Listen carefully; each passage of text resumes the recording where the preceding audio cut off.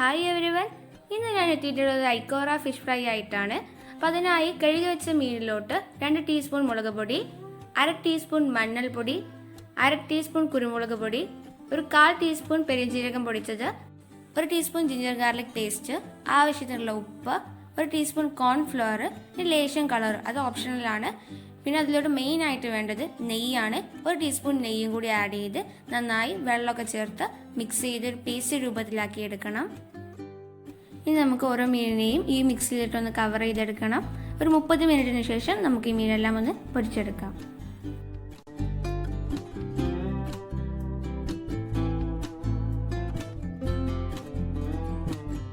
അപ്പോൾ നമ്മുടെ മീൻ 2 വശവും കുക്കായി വരുന്ന സമയം അതിലോട്ട് കുറച്ച് വേപ്പില ചെറുതായി അരിഞ്ഞതും അതോടൊപ്പം തന്നെ പച്ചമുളക് ചെറുതായി അരിഞ്ഞതും ഇട്ട് മൂപ്പിച്ചെടുക്കണം. നമ്മുടെ ഫിഷ് ഫ്രൈ ഇവിടെ റെഡി ആയിട്ടുണ്ട്. എല്ലാവരും ട്രൈ ചെയ്ത് നോക്കണം, തീർച്ചയായും ഇഷ്ടപ്പെടും. ഇഷ്ടപ്പെട്ടാൽ ലൈക്ക് ചെയ്യാനും ഒപ്പം തന്നെ ചാനൽ സബ്സ്ക്രൈബ് ചെയ്യാനും മറക്കരുതേ.